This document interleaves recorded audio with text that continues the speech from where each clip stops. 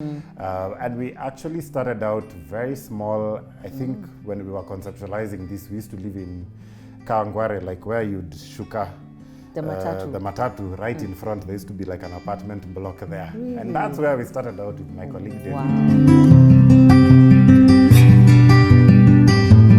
Hey everybody, my name is Angie Murenga. You're watching Just Angie. It's Mwenye Nchi Monday, where we discuss all things governance. I have an amazing guest in studio, Joram Mwinamo, and I'm going to let him introduce himself, and then we're going to have conversations around entrepreneurship, because I think that's a big part of our next as a nation, as on a continent. Yeah. Thank you so much, Joram, for coming. Yeah. Thank you so much for inviting me. I've been watching this and it's very exciting. Thank you so much. Yeah, so I'm Joram Mwinamo. I am the CEO, founder of two companies. So one is called Wild International, and the other one is called Sandbox, which we just launched this year. And both organizations, I mean, we've evolved a lot, but at the end of the day, what we do is work with individuals and entrepreneurs. Our very strong belief is that, you know, proper economic development will come when entrepreneurs are able to build businesses that hire people, grow, scale, across the country, across the continent, across the world. We are very passionate about helping the African, get to see the greatness that is in them as an individual. I always say God did not create any races to be lesser than others. His image and likeness is in all of us. That is so true. And I think a lot of what we have to do in Africa is help people rediscover and that greatness in themselves and believe in it, and go ahead to do great things. So one of the things we do as we help also our consultants, our clients to grow, is that we believe we cannot inspire people in a direction which we are not headed in ourselves. So even at Wild and Sandbox, we are looking at building global brands with the companies that we are running. And I was very excited when I heard that. When I heard you talk, I was like, wow, the passion, the purpose. I feel like it's almost removing potential. Yes. The potential that is in us. It's like awakening that potential, awakening that giant, so that we can do. And this is what Mwenye Nchi is about. It's like, sometimes life happens to us until that we feel like we don't belong. We're not part of this nation. We're not part of this economy. We're not part of what God is doing. We're just there in this frustration. But to see people be able to rise up almost out of the ashes and become something is something that is so powerful. And I love your journey. When I was having I've always been somewhere in the periphery of your journey. Yes, I've always known Joram is doing Wild, he's doing this, he's doing this. Then I saw Sandbox launched. I'm like, wow. So I've always been around. I've always been a witness to the amazing journey that you've been on. But I believe one of the things that we need to teach entrepreneurs, African entrepreneurs, with a dream is the value of process.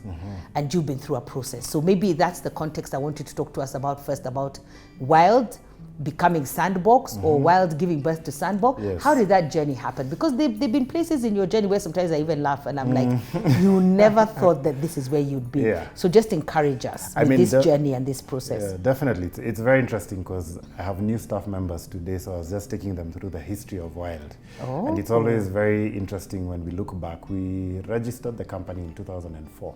So it's been quite a journey. I think it's almost 16 years now. And we actually started out very small. I think when we were conceptualizing this, we used to live in Kawangware, like where you'd shuka the matatu right in front. There used to be like an apartment block there. Really? And that's where we started out with my colleague David.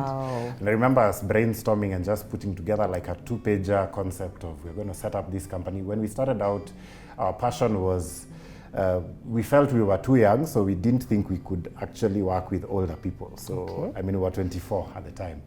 And so we felt we can do something around youth leadership development, and that's where Wild started. Wow. We were fortunate to get a few deals with some NGOs that were running youth leadership programs, so they would contract us as consultants.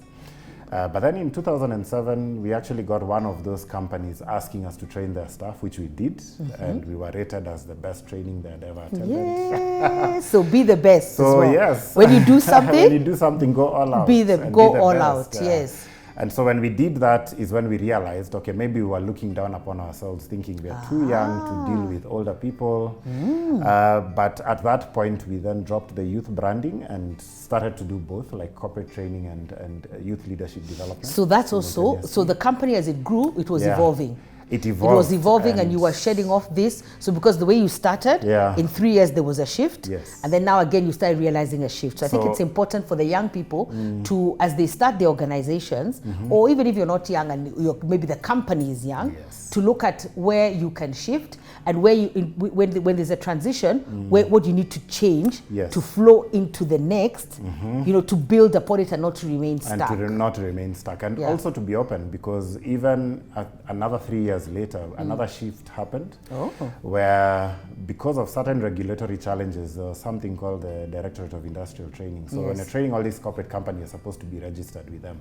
We didn't know, but when we found out, we then lodged our papers to do it. And for some reason, you know, every corner we tried was just not happening. They're not giving us that certification. So at some point we found that the big corporate business that we had started doing, because at some point we had really grown, started making a lot of money, then it just started to dwindle. And because we couldn't get that certification. Of course, we were not going to bribe. Yes, that's what I was going to say. I'm sure that was what it is. Yeah, somebody wanted a bribe. And I mean, we just played dumb and we're like, you know, we'll keep whatever you tell us, we'll keep trying to meet the criteria. But as our business started to dwindle, we then asked ourselves, if we continue down this path, we're going to shut down. What else can we do that doesn't require this certification? So we had to pivot again, and we had started to do some organizational audits at the time, and that gave birth to the consultancy arm of our business. So we would help people do audits, and then, you know, they would figure out that they need to come up with a new vision, or they need to come up with one if they didn't have one, and or we'd help them with that process, or a new strategy. So we'd help them come up with a strategy, and that's where we ended up now, you know, getting into the realm of working with medium-sized companies, and we got quite a number of clients. So that kept our business afloat, but also the other demographic we noted that was there that nobody was addressing was entrepreneurs. And so we piloted a cohort-based entrepreneurship program. We used to call it the Greatness Business Club, which has now evolved into something called Scalerizer. So with those two, we remained afloat, but also, as we trained more and more entrepreneurs, because when we also started that, there was not many people giving attention to entrepreneurs, but now it has become a bit more commonplace. Yes, it has. And so as the numbers grew, institutions that were interested in entrepreneurs, like banks and insurance companies and the like, started to notice us as well. Because then they noticed there's somebody here who's dealing with a lot of entrepreneurs and seems to understand them. So we had your likes of Barclays, Nabs, you know, we did some work with FSD and Equity Bank and the like, coming to us to get us to train either their staff or their clients on capacity building. So because if you grow their clients, you'll also grow them. Yes, they also grow. Their bank, the people become bankable. Yes, bankable, and increases their revenues as well. Yes. So an institutional side of entrepreneurship consulting also grew, and actually has become our main business today. Because once we saw we have a bit of a name and a brand in the entrepreneurship space, we said, okay, maybe we should just focus on this. And the deeper we went into that, now we started to attract even more corporate clients. Facebook came on board, UN came on board. To date, I think we're doing about 10 projects with institutions around entrepreneurship and building of small businesses.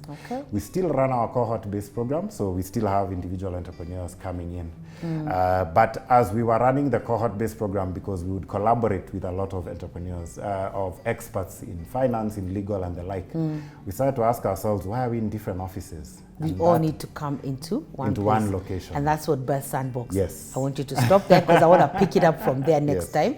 And I think also what we'll also pick up on, what are the lessons? Because when I listen to your story, and I listen to your story of process, is that there was change, and you have to change with the change. You must transition with the transition. You cannot get stuck. And then you have to keep reinventing yourself and trying new things. You cannot say this was the vision and now that's all we're going to pursue. And I also learned from what you shared, you have to start something. People have to find you doing something. You cannot be doing nothing. I always say 0 times 0 is 0. 0 million times 0 million is still zero. You must be found doing something. So that's it for Mwenye Nchi Monday today. When we come back next Monday, we'll now really go into the go into a sandbox and what it's all about and the amazing concept. And I hear it's the only concept in the world like it. So see you next Monday. God bless. Bye-bye.